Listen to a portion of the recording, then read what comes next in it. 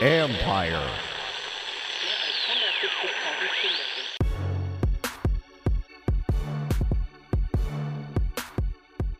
Hello and welcome to another edition of the Last Man Standig podcast. Yes, I'm your host, Ben Standig. I cover the Washington Commanders for The Athletic. It's Saturday late afternoon, early evening here in the DMV. And of course, I was watching the Commanders preseason opener and Jayden Daniels' debut. It's not the regular season, but his debut on the field playing for the Commanders. It was only one series. He only threw 3 passes, but it was quite the showing, and it led to some great Dan Quinn comments after the game, including a Tom Cruise movie reference that we'll discuss. I just talked about Jayden Daniels a bunch, talked about the offensive line being really beat up, Jamin Davis, how he looked, Emmanuel Forbes, and more with my guy Scott Jackson, who is of course part of the Commanders post-game show on the Big 100 Radio. Scott is also the afternoon show host on ESPN Radio 941 in Virginia Beach from 3 to 7 Monday to Friday. Scott is of course well versed on this team from many years, a local broadcasting legend. So it was fun to catch up with him about all that. So we'll get to all that here in a moment on the Last Man Standig podcast. And of course, you're going to hear me talk about this for a bit more. The Last Man Standig podcast is the name of this podcast now. It's a new feed though. So the Standig Room Only podcast is going to go away in a bit here. Not unceremoniously. It's going to go out with respect. It's not like saying Bruce Allen, it's been, adios. No. With respect, but that nonetheless, it's going away once the preseason is done. So if you want to keep listening to the podcast, you're going to have to subscribe to the new feed. And the response has been fantastic. I've heard a lot of great things about the name. People are excited that I'm joining up with Bram Weinstein's group at Empire Media. I found out that so many of you love the intro music. I'm a fan. I had this intro music going way back when I did the Locked On Wizards podcast. And I've kept it, I believe, all through the years because I liked it, and we're keeping it here now as well. So that's fun. And obviously, we're talking Commanders, and you guys have been great about signing up already from what I've seen, as well as dropping ratings and reviews on iTunes or wherever you do your podcasting. And it should be up in all the sites. I saw it on Amazon Music. It's on Podbean, where I use. So it's there. It's out there. Make sure you subscribe. It takes 8 seconds. Not even that, right? Open the link, push the button, boom. If you wanted to do the auto download, that's great too, because then that helps the cause as well. And I definitely appreciate the ratings and reviews. All right, so we'll keep talking about that. Again, the old feed goes away after the preseason game. The second preseason game this coming week at Miami, and just joint practice ahead of that as well. Similar to this week, I will be down there for the joint practice, but I'm not going to stay for the game, so I'll be watching it back here. But I think we get look, as we saw the joint in the game, Jayden Daniels only played the one series. Now, I would imagine he'll play more as well as starters in the next game, but that joint practice is really, because it's a controlled setting, it's really where the coaches can decide what work they want to get into, and I think that's going to be where they get the most out of Jayden Daniels. The game, though, is obviously the game, right? It's there's defenders coming at him with bad intentions. He's got to make decisions. The scoreboard actually matters, all that good stuff. So we will see how next week goes. It's a very odd week. They're only going to be here for like 2 days of practice. Then it's a day off, then back to Miami, and so on. There's a lot to get into. And like I said, Scott and I really touched on a bunch of things. Well, we heard from Dan Quinn after the game. He seemed to be generally pretty happy with some stuff, but it's always interesting to hear from the coaches after they watch the tape, because again, just like for the rest of us, that you only have one set of eyes. There's so much happening, you can't see everything. So we will get his view of this in the next day or two. We didn't even really. I wasn't there, of course. I don't and it's understandable why, but I don't think he was asked much about the practice. So maybe we can get some of that information out of him as well. There is some injury concern here, though, with Brandon Coleman. Scott and I got into that. Bottom line here is they are pretty thin at tackle, and it's not going to surprise me at all if they make a move this week. I'm not saying the kind of move that a lot of you would want, which is go sign somebody, of note to be the starter, perhaps. One, that person there's not many of those people out there, if maybe no more than like one or two. And secondly, this is about just availability. They've got to get bodies. So again, we'll get into that in a few minutes, along with talking about Jamin Davis, Emmanuel Forbes, the return game, the kicking game, and the running back room, and more. So a fun conversation there. And if you want to read my thoughts on this game as well, you can go check it out on The Athletic.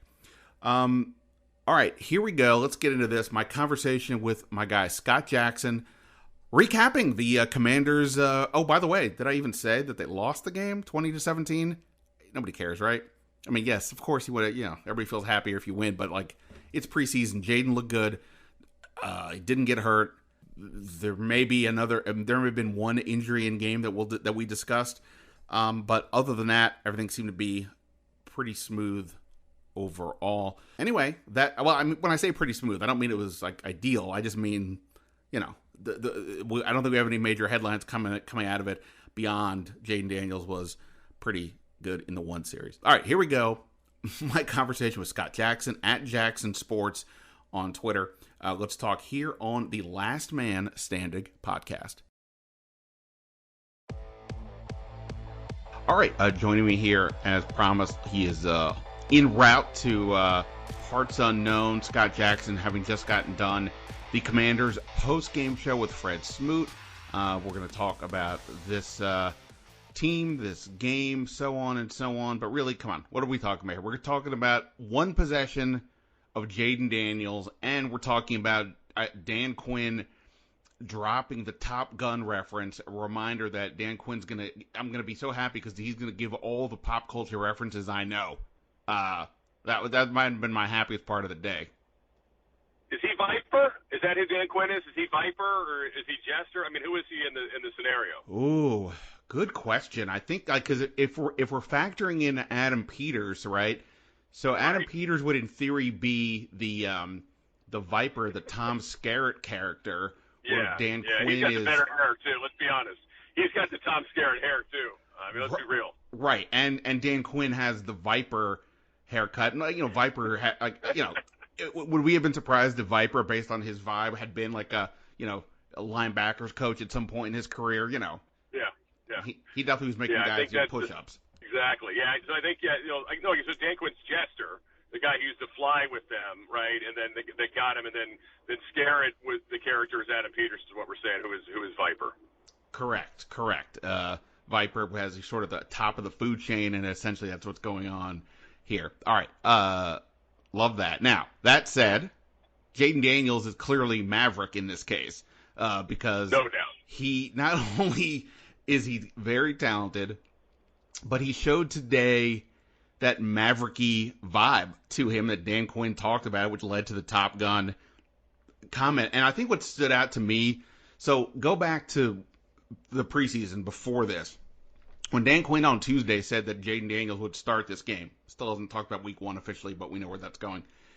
He said then, and he said other times, that Jayden Daniels is really exceeding his expectations when it comes to like having command of the huddle and having a plan out there, and not to mention like the camaraderie, and then he just kind of gets it as a guy, right? What's going on? Forget the arm talent, forget the speed, both of which we saw today with that perfect 42-yard pass to Diami Brown, but it was the understanding of the scene and reading the defense that led to that play, because it was apparently, according to Sam Cosmi, said it on the radio broadcast, and Austin Eckler said it on the TV, that it was a screen pass on 3rd and 6 in the first possession. So the first possession of his career, the first third down, and Jayden Daniels checks out to throw a go route to Diami Brown. The ball is there, and you could tell Dan Quinn was like, let me think how to process this. On the one hand, the guy he went rogue. On the other hand, what am I going to complain about? Look where the pass went. It was really interesting.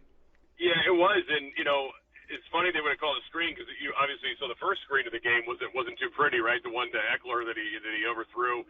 I don't know what was going on with his feet or arm or whatever it was, but it was kind of hard to figure out why that was so off. But yeah, for him to have the guts to do that and the knowledge, obviously, of the coverage and what he wanted from him, it's pretty impressive. And good for Jamin Brown too, by the way. I mean, here's a guy who we've all been saying over and over has been so good in these practices, and finally to get him to show it here, in a game situation, albeit preseason, I think was nice for him too. Because he's a guy that has to prove himself to a new staff and everything, and it seems like he's really comfortable out there. So I think you can kind of forgive him for it because of the end result, and again, just showing you what he has physically and also mentally with what he wants to get done. Yeah, I mean, one thing that stood out, like just being around Daniels, since the draft, is just he does seem to have this calmness to him. I remember at the Senior Bowl, I've talked about this here, that I talked to some of his teammates, and they were like, look, he's not the rah-rah leader guy, but there's a quiet confidence about him. It's there, and he gets along with everybody. He's not above everybody. That's continued. We've heard that from the players, and that calmness, I think, is just so important. He seems to carry that with him every time we've been in a press conference with him, and it seemed to carry into the game, as evidenced by what Cosme said, that and I think Eckler as well, just that he seems very mature already, and checking out to that play, I mean, that is some serious chutzpah to do something like that. I mean, I know it's not a regular season game, but his first possession, he's like, you know what, I think I see something better, and he throws it to Jamin Brown like that. It was a really wildly impressive. Just to read the Dan Quinn quote, I mean, I know what's going on here with Top Gun, but he was asked about the Jayden Daniels decision to check out of the screen, and he goes, quote, "It's an interesting question checking into it," meaning the long pass.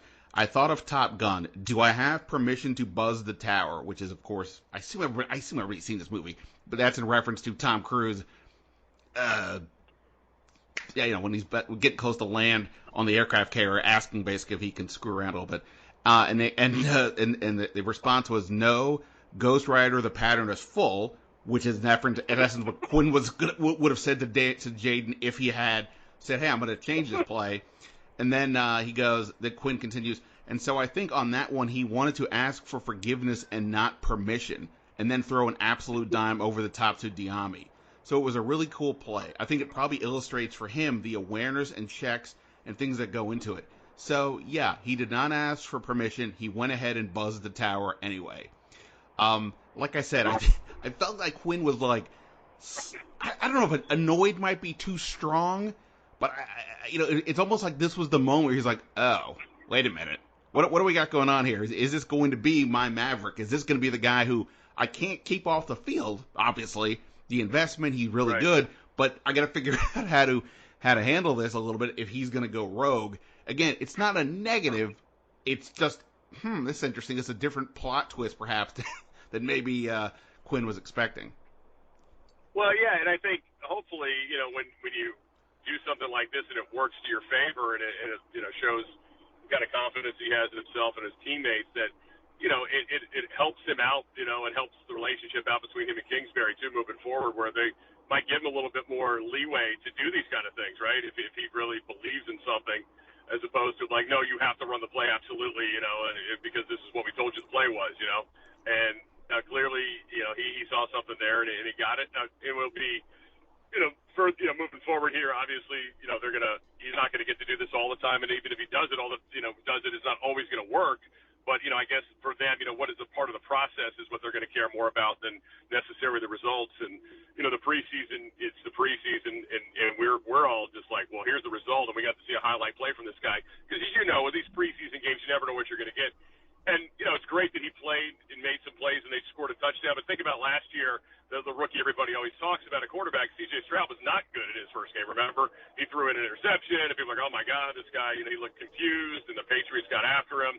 And, obviously had an unbelievable rookie year, like a historic rookie of the year season as a quarterback. So, I mean, good step for him. We'll watch what he does this week in Miami, and probably felt good too after, as you were there in person. And there wasn't a lot of plays to be made in the 11-on-11 with that Jets camp because of the protection issue. So it was good that he could find himself. They had got him enough time too to make that kind of throw. Yeah, and you mentioned the joint practice. I think what's important to note there is, yes, it was not a pretty practice overall for the team, especially on offense. But that's not to say Jayden Daniels played poorly. I was talking to somebody who was there, and they were like, "Hey, I was impressed with his poise." Right? I mean, there was nothing working. He's playing with like backups all over the place on the line. It's raining. The Jets have a really good defense. Important context: the Jets sat 28 people today, so. Everything that happened has got to be in some notion of, well, they weren't facing the starters for the most part, et cetera. But okay, that aside, so Daniels kept up what Quinn had been talking about, that he has pretty good smarts and intelligence and feel for the game. He's been really careful with the ball, despite that mavericky play call. He's only, I think, had one interception throughout training camp. And, today, look, he only threw 3 passes today, 2 were completions. But, he didn't, he seemed to be, pretty calm, pretty poised, not putting the ball in a tough spot. And then, of course, I didn't even mention this yet. After the play to Diami, they convert 2 more first downs, get the ball to the 3, face 3rd and 3. And Kingsbury calls, I guess he calls a zone read. Daniels fakes the handoff, keeps it, and easily gets into the end zone. Quinn said later, yes, he had permission to do that. He sees the opening to take it. So, look, again, we can't make go too crazy over one series and 3 snaps or 3 passes. But hey, you know what? That he looked pretty good. The offensive line, to its credit, held up, even though they were missing their top 3 tackles, which we'll get to in a minute. But for what it was, I think Daniels met, if not exceeded, expectations. Yeah, and I like the fact they showed the zone read. I mean, I think we all understand that's got to be a part of your playbook with a guy who's got this dual threat ability like this guy has. And of course, we're all wondering, is he going to be able to, when he gets in the open field this season, if linebackers are honing in on him or safety or whatever, is he going to be able to get down in time, as a good slider to protect himself and not take those cartoonish hits that we saw at times in the SEC, or to get to the boundary and get out of bounds. So, I like that too, because like some of this stuff, let's be honest, nobody knows. Like the Buccaneers, right? They're going to watch this tape. That's your week 1 opponent, because they have no idea what this offense is. It's a brand new thing. I mean, I think it's been very intentional, as you know. It's always been the rule for the media not to be able to videotape. But if you noticed the days the fans were out there, all the signs for the fans, and even on the ticketing when you get it for the fans, and you went to the website on the Commanders, no videotaping by the fans yet. This happens all around the National Football League, right? Like all the fans are, taping stuff, while the media members have always been under these restrictions. But it feels like this group knows the moment they have here, which is the element of surprise for not only the offense but also for the defense, because it is so brand new with this staff and obviously with these players. Yeah, for sure. So, all right. So, good stuff there on Daniels. Obviously, he should get more of a run. The next game, the second preseason game at Miami, same deal. Joint practice, I believe it's Thursday. Game Saturday. The starters typically go longer in that game, so that we'll likely see more. That said, let's talk about the offensive line. So, Andrew Wiley has been out most of camp. He's barely been involved in team drills because of what they've just called, quote, tightness, end quote. Brandon Coleman, this one's a little more concerning now. He missed the last 2 practices and didn't play. And after the game, Dan Quinn said he's got a shoulder and a pec strain that is, quote, day-to-day, week-to-week. So I don't know if Dan Quinn spoke to the training staff, or like Jayden Daniels, he just audibled at the line of scrimmage with that update. But nonetheless, that's at least a bit concerning. Not so much in terms of like Coleman long haul, but like they're pretty thin at tackle. And then Cornelius Lucas didn't even play today with what we were told is an excused absence. That left Trent Scott to play left tackle and Chris Paul to play right tackle, which is bizarre. And then like on the subsequent units, you had Mason Brooks, a guard, playing left tackle. You had Braden Daniels, drafted as a tackle, been playing guard. He went back outside. They're going to have to do something here. And this isn't about, like, are they good enough? this is a bet you got to have enough bodies to be viable. And again, only one series for Daniels. He was able to avoid, any real threat to his safety. But if he's going to be in there for more than one, that may not be able to fly against Miami. So it'll be very interesting for me to see if they add anybody. But what a line that play they had today. I mean, kudos to the guys that held up. They only allowed one sack overall, but boy, that is some scary looking units out there right now.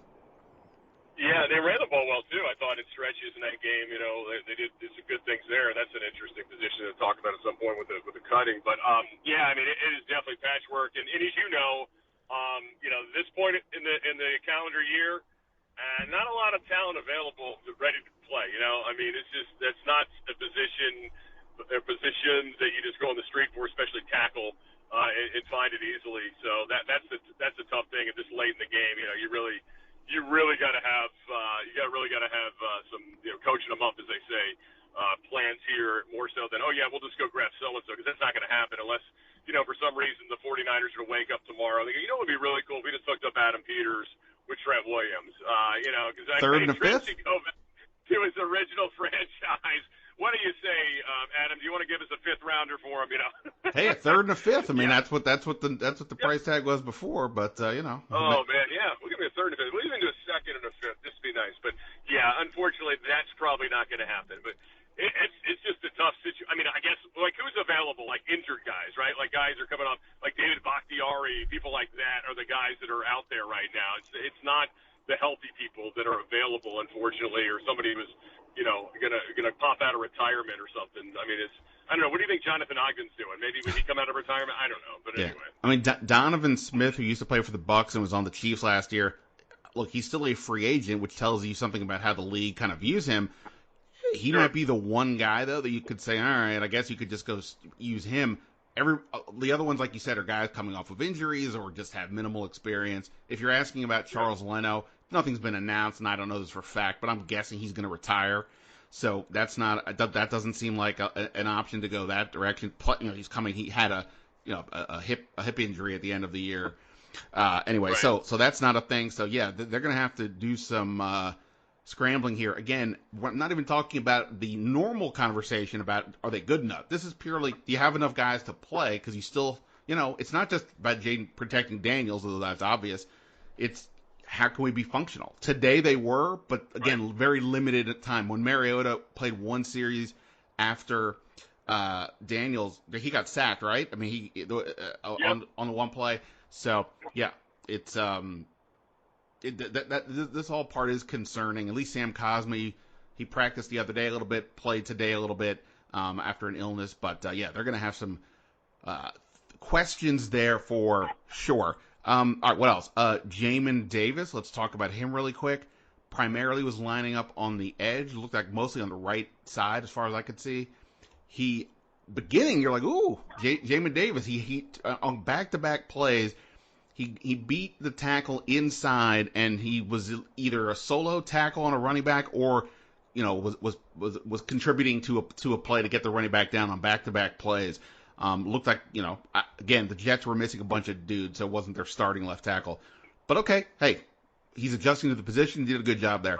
But then on third down, I watched him, and he just got completely stoned trying to rush the quarterback, which looked similar to what we've seen so far in camp. And then there was another play, and Brian Mitchell commented this on the broadcast, that there was a play where Jamin gets caught up trying to move inside, and the running back for the Jets just turns the corner where Jamin, in theory, should have been holding up, and makes a pretty good gain outside. Again, it's so hard to see on TV everybody on all plays, but those are the ones that stood out to me on Davis. Again, this is a true work in progress. Well, what did you guys see with him? Yeah, I mean, we talked about the flash plays, but you're right. There's also the other ones, and I go back to you just talked about the play where he goes inside and he should have stayed out. Like KJ Henry, remember the play he made where he didn't bite, right? He didn't bite on it. He was ready for the quarterback, and he's played it. That's been his natural position. Other guys that's been their natural position are in front of him. I don't see how the numbers and the math works for him unless they think by maybe keeping him as an extra, as an extra, because he can handle both linebacker and end. But as you said, it appears right now it's just like rush end or bust. at least what they're showing here. So it's tough. It's going to be very hard for him. Obviously, injuries could happen. A lot of things could still happen. He'll get a few more opportunities. But, there's still a lot of talent there. I think, look, that's the tough part. And I just don't know in year 4 a lot of success stories in the NFL when guys are asked to change positions at that point in their career. And, a lot of this for him, I would think, at this point is really got to be big picture, like, I just got to go out and show this for the whole league, right? This isn't necessary for the Commanders to make this roster. If, we'll see what happens here with the numbers, but I got to make sure I'm putting out stuff that can help me if they do decide to go ahead and let me go. And as we know, there's not like a future tie here because he's on a 1 year because they didn't pick up the option. So there's a lot of things in play here, as they look at other people that are maybe that they're going to have for a while, that are going to have under contract for a while, that they can work with, that are younger. I think it's a tough spot for him because, again, you're talking about, a backup role at that position, right? And you're talking about the money part of it matters, and, again, the years of service and who you're tied to in terms of guys you had drafted or brought in via free agency. So, I think it's a tough spot for him, barring some injuries or maybe him just blowing up here over this next few weeks and making it, just making it so hard for them to let him go because he's just, so outstanding in practice and on the field. But it's definitely when you're making a position change in year 4, man. I just think that's a big ask. Yeah, you mentioned KJ Henry. He's a second-round pick. He was a day 3 selection, and by comparison, he just looks so much more mature and polished out there than Davis. I think he had a pretty decent joint practice from what I could tell. And you mentioned he was able to he stoned the quarterback on a little bit of a quarterback tried to get outside. He stayed in his role, in his lane, made the play, and he was involved. So he's going to be on the team as the 4th guy. If there's a 5th defensive end, I don't know, Jean Baptiste, the 7th-round pick. I don't know how to compare that to Jamin Davis, but this team drafted Jean Baptiste. They didn't draft Davis and linebacker. I don't know. If Jamin Davis, and I didn't really have a chance to see it, but if special teams, if he can do something there, that'll help. If not, that's where he's going to be in trouble. He was also in the game until deep into the 4th quarter, so you can look at that as you can look at that as both the staff is giving him a chance to work, to shine, and it also goes to show they really want to see it because they left him in there. Fedarian Mathis, who I think is also on the bubble. I would guess he's on the better side of the bubble, but he was also out there into the 4th quarter. Another guy who played. So the defensive backs played while the offensive guys left after the first series. The defensive backs stayed for a bit, including Emmanuel Forbes, who gave up a touchdown to. It was a quarterback and a receiver. The receiver's last name was Brownlee. I've already forgotten the quarterback's name, which is sort of the point. It's one thing to get torched by Garrett Wilson. That was Pearsall, right? That was Pearsall at that point. Was that who it was? Oh, is Beardsley? Something like that? Well, I'll look it up. Pearsall was the quarterback. I think you're talking about, and the backup. Anyway, after a 3rd-string guy. Yeah, it was before Martinez came into the game. But, so again, much like I felt like last year with Emmanuel Forbes, I talked to an actual corner about this, Fred Smoot, on the show. He's in position a lot, right? Like, it's not like he's off the screen, blown coverage, what have you. He's in position to make plays. He's not finishing plays. And that's weird because here's a guy who in college, that's what he did, right? Like, that's why you drafted him where you did, because he was the ball hawk. He was the guy who got his hands on the ball. But yet that's eluded him here in the NFL. And this is another case, and you just wonder and worry that, this is what Fred pointed out, is it's not physical now. It's mental, right? Like, and that's what you got to really wonder about and work on with him and talk to him about, and I guess, try to keep him being confident. I mean, I don't know about you. I still think he makes the team, but it's like, what's his role going to be?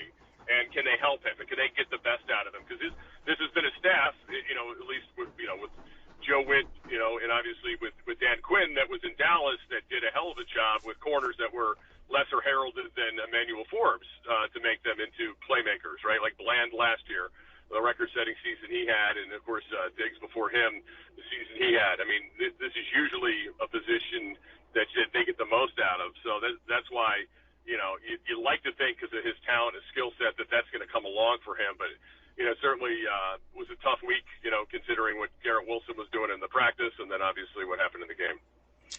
Yeah, for sure. So again, we're not watching the tape, but it didn't look. And I think that's a good point that you brought up there. That Schmood said that he's there, but he's just the guy got behind him and he's just Not not. finishing. Yeah, Yeah. he's just not, Yeah. and last year it seemed like it was in part because he was playing man and he seems better Yep. suited as a zone corner. Again, they're not showing everything they're going to want to do on either side of the ball because obviously they don't want to give it away to Tampa Bay and other opponents. So maybe there's something with this defense that'll change and that could help him. But yeah, it's definitely still a work in progress there. All right, a couple other quick things. The kicking game, each had one kick. The Ahmed made his from 40. Patterson's from 39 banged off the upright. I maintain the week one kicker likely not on the roster, but Ahmed, I would say Ahmed is probably the safer bet of the two at this point. But again, I would bet that they are going to watch the waiver wires over the course of the next little bit. Here's one I thought was interesting. Okay, let's talk about the returners. I've been penciling in Jamison Crowder as the returner only by default because he was the returner last year, and they've been using so many different people. And look, Crowder's a good guy. He can help a little bit in the passing game if needed, whatever. But I keep thinking it would be better if somebody who was already going to make the team at another spot could be the returner. And then they go out and on the punt returns they have Zacchaeus out there on the first two. He fair catches the first one, and I think Brian Mitchell was about to have a heart attack the way that he did it. He was. But the second one, he caught it and then burst outside for like a 19-yard gain. He keeps making plays as a receiver as well. If they think he can be the returner, I think that's probably good for the roster, but probably really bad news for Jamison Crowder. What would you kind of make of that? Yeah, I'm with you. I thought Zacchaeus, and you see him every day. I mean, the day I was there, I thought he really stood out, and I've heard good things about him. And he's a pro's pro, and obviously, he's a special. He can play special teams for you, which he showed today. So I think that was positive for him. And obviously, just if you want to base it on the rotation of how the receivers played, it seems like he's in a safe spot, and that's just icing on the cake for him with that punt return today. After like you said, he definitely made a bad decision on the fair catch, as B. Mitch pointed out. And then, there's Pringle, right, who just got into the process late. I liked him last year. I thought he did some good things for them, and he has a really good kickoff return. And the kickoff return is going to be interesting because I don't know if we've really seen everybody's hands. It's funny to keep calling it the dynamic kickoff, and yet it really has not been very dynamic if you've watched the preseason. But this game actually had some pretty good returns. Also had the first time I've seen a touchback. And a little bit of the preseason we've seen because Zerline with the opening kickoff's like, heck with it. He thought it was like last year or something. I don't know. He didn't want to cover a kick, I guess. But I thought that was kind of funny. But Pringle's another interesting one. But it's also like, how many receivers are you going to keep? What does the numbers look like? And would it make sense to keep Zacchaeus and Pringle? And like you said, I don't think there's a world where all three of them make it with him and Crowder as well. Or would you rather go younger and with like a bigger body guy like a Bryson Tremaine? If you believe that he can handle it on Sundays, or do you dare try to get him back on the practice squad again? Yeah, no, for sure. And Tremaine had a 16-yard catch in this one. You mentioned the kick returns. Pringle's one return went for 26 yards. Casimir Allen's went for 32.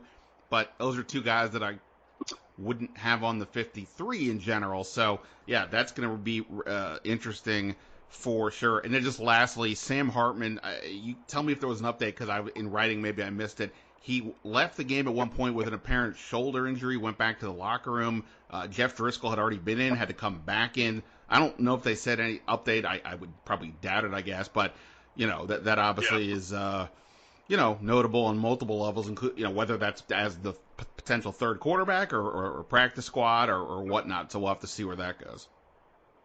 Yeah, and as you know, with the new rules of the injured reserve and all that stuff now, you don't have to play all those games that you used to in the past if it's something that serious, and you can still potentially come back if you needed him later in the year. But yeah, I mean, I thought Driscoll operated well in the offense. By the way, his first go around with that group. But then when he came in there, and he's guy's not afraid to run a little bit when he needed to, and whereas, they didn't really give Mariota a real long look, but as you know, Mariota has not exactly been the most accurate guy in practices and really throughout his recent part of his career in particular. That's not been a strength of his throwing the football.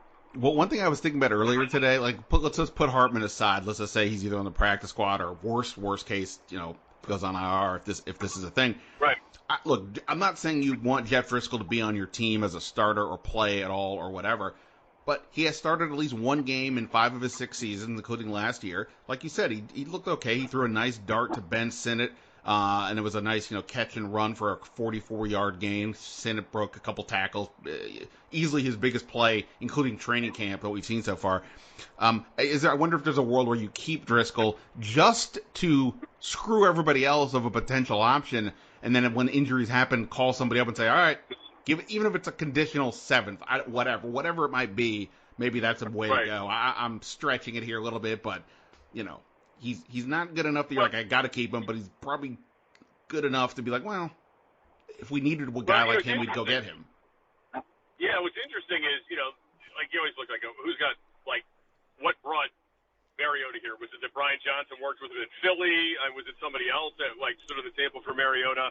Was he just the best quarterback on the board available? I mean, and like you look at Driscoll and you say, well, Lance Newmark, right? Like the assistant GM of the former Lions guy is here. Maybe he was the one who put in word for him or whatever, and that's why they liked him or whatever the relationship was. So he did play well, right, when he was out there, moves the ball. I mean, I think there's a world where, this day and age with quarterback injuries, we saw the Browns that stock up on quarterbacks this offseason. I could see them keeping 3 active and then one guy in the practice squad. I mean, Hartman was an undrafted player, so it's not like there was opportunities for other teams to get him and they didn't do it in the draft. You could maybe it's a little risky, but if he's again injured, then it makes it simple. At least after the initial 53, if you have to put him on IR, and you can eventually bring it back if you needed him. But yeah, I mean, I can see a place where it's those 3 guys in the roster. I think Mariota's still on the team. I know they like a lot of things he brings off the field, and obviously him and Jayden at the Heisman house where they've stayed together. So there's all that. Yeah, I mean, I don't think Mariota's getting cut because they like. I mean, and I'm not saying that's even an option or a thought, but like they like him there as the mentor for Jayden, if nothing else. But yeah, we'll see how that goes. All right, I need to let you get back to focusing on your world. You're going to parts unknown. You've got to start thinking ahead to your upcoming week here. You've got the big radio show in Virginia Beach. Any final thoughts? Anything else that we didn't touch on that stood out to you? I just think the running back position is going to be an interesting cut, right? Because the way they've rotated him, certainly McNichols looks like the 3rd guy, right? After we get past Eckler and Robinson, who really are 1 and 1A or 1A, 1B, however you want to do that. And then Rodriguez was rotating in behind him, but then there's Wiley, right? This undrafted rookie out of Arizona who's been showing out in practice and then showed out here today on the game, got a touchdown. So I think that's something to keep our eyes on. And I guess what is it? Is it 4 backs? Is it 3 backs? Is it just 3 backs that you keep? Although you do know Eckler's history with staying on the field, but just figuring the workload will be less, so it won't be as bad. You're certainly going to have somebody or 2 of them on the practice squad. But if these guys are showing out in these games, is there any fear of losing them and playing that whole roster game? How to keep people around and in that facility too. Yeah, for sure. All right. Of course, if you're a Virginia Beach person, you probably know this, but you can find Scott ESPN Radio 941, 3 to 7 p.m. Monday to Friday. There, he's as I said, also the part of the post-game coverage for the Commanders on Big 100 with Fred Smoot. He's got to be there to help be traffic cop on the radio and just keep Fred there. Like you can't have Fred just randomly leaving or who knows what else is going to happen. Well, we were randomly doing a lot of things today with that Team USA game at the same time. That was very distracting. That was a very distracting post-game show. It was. At the moment we were talking, I sadly got. I was doing everything I could to not see it. I did it as best I could, and I literally go to file my story. And you know what? I don't know if you know this, Scott. I work for a sports outlet, and I got spoiled because when I went to file my story, it shows you see a list of the other stories, and right there it says they won. I was like, got spoiled by my own job. Yeah. But I'll go. It's still worth watching. It was a lot of fun. All right, I will go watch in a bit. My guy, I really appreciate it at Jackson Sports on X, Twitter, whatever you want to call it. Appreciate the time. We'll talk soon. All right, Ben. Thanks, buddy.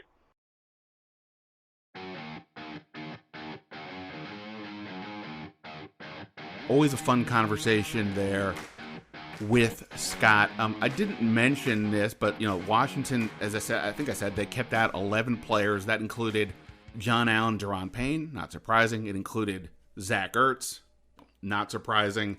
Austin Eckler, though, did play, as Scott discussed.